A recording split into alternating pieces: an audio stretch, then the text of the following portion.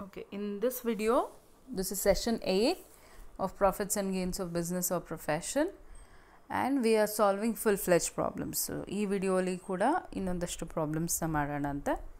This is also a question paper problem. This is 2016 question paper problem. So, nodana. Mr. Amar gives you the following profit and loss account for the previous year 2019-20. You're going to compute the taxable business income. Debit side alli expenses ide, we'll see. Salaries, which is fine. Rent and rates, which is okay. Establishment expenses also okay. Provision for bad debts not allowed. Publicity is okay. Patents purchased. Patents purchased andre it is a capital expenditure. Any kind of an asset purchased, ಯಾವುದೇ ರೀತಿಯಾದಂಥ ಅಸೆಟ್ನ purchase ಮಾಡಿದ್ರು ಕೂಡ you should not take it into consideration. It is inadmissible. Okay. Technical know-how, again this is purchase of technical know-how on 1/1/2019 adu, please correction ಮಾಡ್ಕೊಳ್ಳಿ. ಸಾರಿ 1/1/19 ಅದು, ಅದೊಂಚೂರು correction ಮಾಡ್ಕೊಳ್ಳಿ. 1/1/20ನೇ ಅನಿಸುತ್ತೆ, ಸಾರಿ 1/1/2020 ಅದು. Okay, so ಹಳೆ question ಪೇಪರಿಂದ ತೊಗೊಂಡಿರಲ್ವಾ, so that changes have to be made. It's 1/1/2020, so adu kuda not allowed. Depreciation is fine. Excise duty provision is fine. Donation to National Laboratory not allowed. Net profit ide. Okay, adjustment ಗೆ ಬಂದಾಗ we'll see what happens there. On the credit side, income alli gross profit, commission, refund of VAT is okay. Refund of excise penalty. Refund of excise duty is fine, but penalty is not allowed. Okay, business income ಆಗಲ್ಲ, ಯಾಕೆಂದರೆ penalty ಕಟ್ಟಿದ್ರೆ ನೀವು exercise ಡ್ಯೂಟಿಗೆ it is a disallowed expense, inadmissible expense ಅದು. ಆಯಿತಾ, normal excise duty is N admissible expense. But penalty ಅಂದರೆ ನೀವು ಡೇಟಿಗೆ ಕಟ್ಟಿಲ್ಲ ಅಂತ ಲೇಟಾಗಿ ಕಟ್ಟಿರ್ತೀರ. ಯಾವತ್ತು ನೀವು ಟ್ಯಾಕ್ಸ್ ಕಟ್ಟಬೇಕಾಗಿತ್ತು, ಎಕ್ಸೈಸ್ ಡ್ಯೂಟಿ ಕಟ್ಟಬೇಕಾಗಿತ್ತು, ಅವಾಗ ಕಟ್ಟಲಿಲ್ಲ ಅಂತ ಹೇಳ್ಬಿಟ್ಟು ನೀವು ಆಮೇಲೆ ಕಟ್ಟಿರ್ತೀರ, ಅದಕ್ಕೆ ಪೆನಾಲ್ಟಿ ಹಾಕಿರ್ತಾರೆ. ಆ ರೀತಿಯಾದಂಥ ಪೆನಾಲ್ಟಿ ಈಸ್ ಇನ್ಅಡ್ಮಿಸಿಬಲ್. ಸೊ ಅದೇನಾದರೂ ರೀಫಂಡ್ ಆಯಿತು ಅಂದರೆ it is non business income. Okay, interest is fine. Rent from house property, it's not a business income. Profit on sale of shares is not a business income. Share of income from HUF is also not a business income. Okay, so we'll go on doing it. Adukku munche we'll see what other information you have. Okay, first one, establishment expenses include 10,000 for repairs to house property. House property ge sambandhapatta hage establishment expenses alli 10,000 ಖರ್ಚಾಗಿದೆ, which is inadmissible. Okay, so establishment expenses ಬರೆಯುವಾಗ ನೋಡ್ಕೊಳ್ಳಿ. Salary includes 30,000 to owner's son, and ITO points out of 5,000 is excessive. So ಸ್ಯಾಲ್ರಿಲಿ 30,000 ರೂಪಾಯಿ owners ಸನ್ನಿಗೆ ಕೊಟ್ಟಿದ್ದಾರೆ, ಅದರಲ್ಲಿ 5,000 excessive ಅಂತ ITO ಅಂದರೆ income tax officer ಹೇಳ್ತಾ ಇದ್ದಾರೆ. But anyway salary to own son is inadmissible. So full ಅಮೌಂಟೇ ಇನ್ಅಡ್ಮಿಸಿಬಲ್ ಅಲ್ಲಿ. ಮತ್ತು ಎಸ್ಟಾಬ್ಲಿಷ್ಮೆಂಟ್ ಎಕ್ಸ್ಪೆನ್ಸಸಲ್ಲಿ it includes 5,000 expenditure paid out of India without TDS in India. Okay, establishment ಎಕ್ಸ್ಪೆನ್ಸಲ್ಲಿ 5,000 ಔಟ್ ಆಫ್ ಇಂಡಿಯಾ ಪೇಮೆಂಟ್ ಮಾಡಿದರೆ, ಇದ್ರ ಮೇಲೆ TDS ಕಟ್ ಮಾಡಿಲ್ಲ. TDS cut ಮಾಡಿದಿರಾ ನೀವು ಯಾವುದಾದ್ರೂ ಪೇಮೆಂಟ್ನ ದೇಶದ ಹೊರಗಡೆ ಮಾಡಿದ್ರೆ then it is again inadmissible. ನೀವದು ಅಡ್ಮಿಸಿಬಲ್ ಆಗಲ್ಲ. Then 40% of excise duty provision was paid before last date of filing returns and the balance still unpaid. So excise duty ಇಲ್ಲಿ 40% ಮಾತ್ರ ನೀವು ಡೇಟ್ ಆಫ್ ಫೈಲಿಂಗ್ ರಿಟರ್ನ್ಸಿಗೆ ಮುಂಚೆ ಪೇ ಮಾಡಿದ್ದೀರಾ, ಮಿಕ್ಕಿರೋದನ್ನ pay ಮಾಡಿಲ್ಲ. 40% pay ಮಾಡಿದ್ದೀರಾ, ಮಿಕ್ಕಿರೋದನ್ನ pay ಮಾಡಿಲ್ಲ. ಡೇಟ್ ಆದ ನಂತರ ಮಾಡೋ ಎಲ್ಲ ಪೇಮೆಂಟ್ಸು ಡಿಸಲೌಡ್, ಬಟ್ ಇಲ್ಲಿ ಪೇಮೆಂಟೇ ಮಾಡಿಲ್ಲ. So 40% excise duty provisionally 40% will be allowed. Okay, 60% is inadmissible. Okay, 60% is inadmissible. Clear. 40% date filing ಡೇಟಿಗೆ ಮುಂಚೆ ಪೇ ಮಾಡಿದರೆ, so it is allowed. 60% pay ಮಾಡಿಲ್ಲ ಇನ್ನು, that's why it is inadmissible. Okay. Depreciation allowable as per IT provision is 50,000. So depreciation ಇಲ್ಲಿ ಕೊಟ್ಟಿದ್ದಾರೆ 70,000 ಅಂತ, ಇಲ್ಲಿ 50,000 ಕೊಟ್ಟಿದ್ದಾರೆ.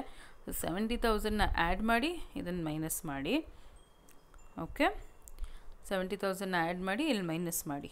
But this also one more thing, it excludes patent and technical know how purchase.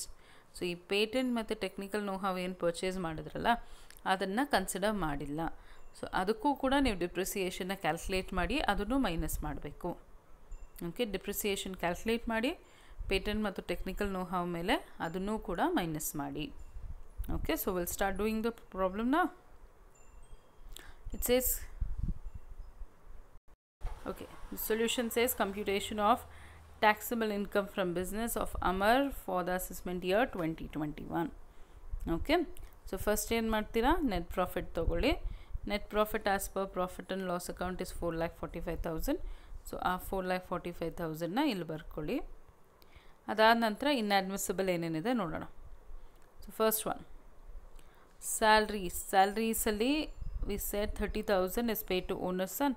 So salary to owner's ಅಂತ ತೊಗೊಳ್ಳಿ, full 30,000 ತೊಗೊಳ್ಳಿ. Okay, full amount is disallowed. Okay, establish rent and rates is fine, ಅಲ್ಲೇನೋ adjustment ಇಲ್ಲ. Then you have establishment expenses. Establishment ಎಕ್ಸ್ಪೆನ್ಸ್ಗೆ 2 adjustment ಇತ್ತು. ಒಂದು 10,000 for repairs to house property, that was inadmissible, and 5,000 was paid without deducting TDS. So 10,000 ಮತ್ತು 5,000 ಎರಡೂ ಇನ್ಅಡ್ಮಿಸಿಬಲ್. So ಅವೆರಡೂ ಒಟ್ಟಿಗೆ ತೊಗೊಳ್ಳಿ. Then provision for bad debts anyway is inadmissible. Publicity is fine. Okay, patent purchase I told you it's a capital expenditure, so disallowed. Technical know how purchase again a capital expenditure, ಅದನ್ನು allow ಮಾಡಲ್ಲ. Depreciation because it is on both sides, P&L ಅಲ್ಲೂ ಇದೆ, ಅಡ್ಜಸ್ಟ್ಮೆಂಟಲ್ಲೂ ಇದೆ, ಆದ್ದರಿಂದ ಇದನ್ನು ನಾವು minus ಮಾಡ್ತಿದ್ದೀವಿ ಇಲ್ಲಿ. Depreciation 70,000. Okay, then excise duty provision ಹೇಳಿದೆ ನಾನು ನಿಮ್ಗೆ ಅವಾಗಲೇ ಅಡ್ಜಸ್ಟ್ಮೆಂಟಲ್ಲಿ.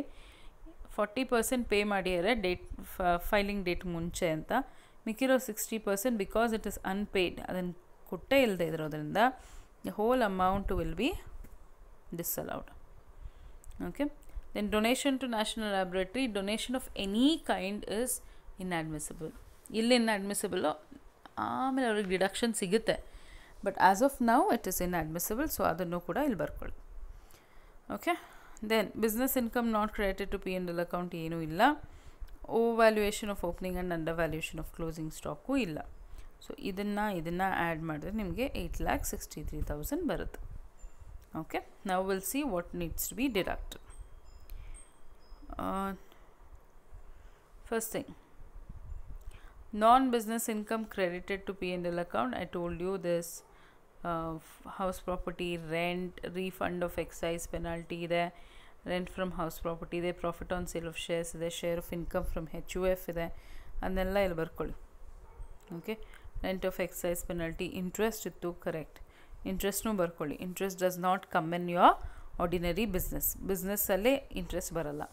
Rent from property, profit on sale of shares, share of income from HUF, ಇವನ್ನೆಲ್ಲನೂ ಬರ್ಕೊಳ್ಳಿ. Okay, business expenses not debited to P&L ಅಲ್ಲಿ ಡಿಪ್ರಿಸಿಯೇಷನ್ ಹಾಕ್ಕೊಳ್ಳಿ. This is depreciation in your ಅಡ್ಜಸ್ಟ್ಮೆಂಟಲ್ಲಿ ಎಷ್ಟು ಡಿಪ್ರಿಸಿಯೇಷನ್ ಇತ್ತಲ್ಲ ಅದನ್ನು ಇಲ್ಲಿ ಹಾಕ್ಕೊಳ್ಳಿ. ಆಮೇಲೆ ಇದರಲ್ಲಿ patent technical know how include ಆಗಿರಲಿಲ್ಲ, ಅವೆರಡಕ್ಕೂ ಡಿಪ್ರಿಸಿಯೇಷನ್ ಕ್ಯಾಲ್ಕುಲೇಟ್ ಮಾಡ್ಕೊಳ್ಳಿ. ಪೇಟೆಂಟ್ ಮತ್ತು ಟೆಕ್ನಿಕಲ್ ನೋ ಹಾವ್ ಎರಡು intangible assets. So being intangible assets, the rate of depreciation you charge is 25%. 25% depreciation charge ಮಾಡ್ತಾರೆ. On patent it is 25% on 1 lakh. Okay, but on technical know-how it is 25% of 1 lakh but half of it.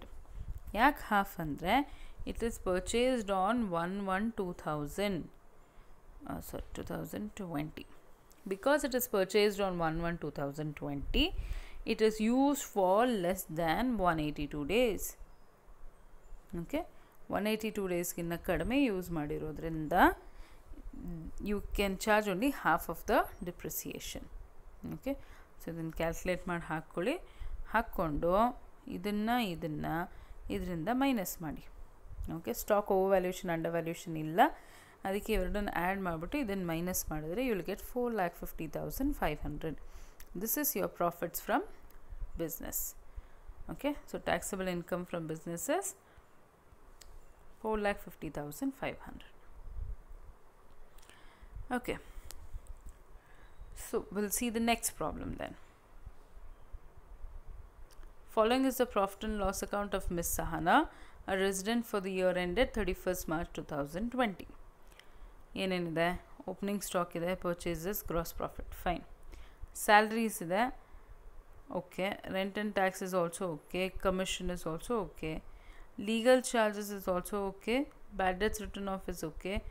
RBD you are not going to allow. Repairs to machinery is okay. Depreciation is okay. Other expenses is okay. Income tax not allowed. Okay, income tax no allow madala. On the credit side you have sales, closing stock, which is fine. Gross profit is fine. Bank interest not allowed. Okay, you have to compute income from business after taking into consideration the following information. Yenenide? First one, rent includes 1,800 relating to the house which was used as part of her own residence. Okay, so rent ಅಲ್ಲಿ 1,800 ರೂಪಾಯಿನ ಅವರು ಮನೆ ಅಂತ use ಮಾಡ್ತಿರೋ ಬಿಲ್ಡಿಂಗಿಗೆ ಕಟ್ಟಿದ್ದಾರೆ. So that will be not allowed. Okay, ರೆಂಟಲ್ಲಿ that 1,800 is not allowed. Bad debts written off 3,000 were recoverable but included in last year's sales. Okay, bad debts written off 3,000 were irrecoverable ಅಂದರೆ ಅದು ಬರಲ್ಲ, but included in last year sales. ಹೋದ ವರ್ಷ sale ಮಾಡಿದ ಬ್ಯಾಡ್ debt, ಹೋದ ವರ್ಷ sale ಮಾಡಿರೋ ಗೂಡ್ಸ್ಗೆ ಈ ವರ್ಷ ಬ್ಯಾಡ್ ಡೆಟ್ ಬಂದಿದೆ. That is fine, don't bother about it, that is okay, not a problem. Next one, legal charges include 500 paid for irrecoverables. Okay, legal charges which is paid for irrecoverables ಅಂದರೆ ವಾಪಸ್ ಬರದೇ ಇರೋವಂಥದ್ದಕ್ಕೋಸ್ಕರ ನೀವು legal ಚಾರ್ಜಸ್ನ incur ಮಾಡಿರ್ತೀರ ಈ bad ಡೆಟ್ಸ್ಗೋಸ್ಕರ. That is not allowed. ಯಾಕೆಂದರೆ bad debts is allowed, no, again ಅದಕ್ಕೋಸ್ಕರ ನೀವು ಲೀಗಲ್ ಚಾರ್ಜಸ್ನ ಕೂಡ ಅಲೌ ಮಾಡಲ್ಲ ಅದನ್ನು. So it is not allowed. Depreciation as per income tax for the year was 15,000. So ಇಲ್ಲೂ ಡಿಪ್ರಿಸಿಯೇಷನ್ ಇದೆಯಾ, ಇಲ್ಲೂ ಡಿಪ್ರಿಸಿಯೇಷನ್ ಇದೆಯಾ. ಸೊ ಇದನ್ನು ನಾವು ಪ್ಲಸ್ ಮಾಡ್ತೀವಿ, ಇದನ್ನು ನಾವು ಮೈನಸ್ ಮಾಡ್ತೀವಿ. Both opening stock and closing stock were undervalued at 20% below cost. So opening stock under value ಮಾಡಿದ್ದಾರೆ, ಕ್ಲೋಸಿಂಗ್ ಸ್ಟಾಕು ಅಂಡರ್ ವ್ಯಾಲ್ಯೂ ಮಾಡಿದ್ದಾರೆ. ಸೊ ನಿಮಗೆ ನಾನು ಇವತ್ತು ಕೂಡ ಹೇಳ್ತಿದ್ದೆ ಕ್ಲಾಸಲ್ಲಿ, ಫಾರ್ಮುಲಾ ಏನಾಗುತ್ತೆ? Stock into rate of under valuation divided by 100 minus rate of under valuation, 100 minus 20. So your calculation should be stock into 20 by 80. Under valuation ಆದರೆ ಮೈನಸ್ಸು, ಓವರ್ ವ್ಯಾಲ್ಯೂಯೇಷನ್ ಆದರೆ plus. Clear? So we'll see. So you write computation of taxable income from business of Ms. Sahana for the assessment year 2021. You start with net profit as per profit and loss account, which is 62,500. ಅದನ್ನು ಬರ್ಕೊಳ್ಳಿ.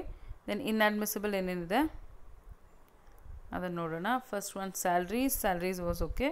Rent and ಟ್ಯಾಕ್ಸಲ್ಲಿ 1,800 used partly as residence, so that is inadmissible.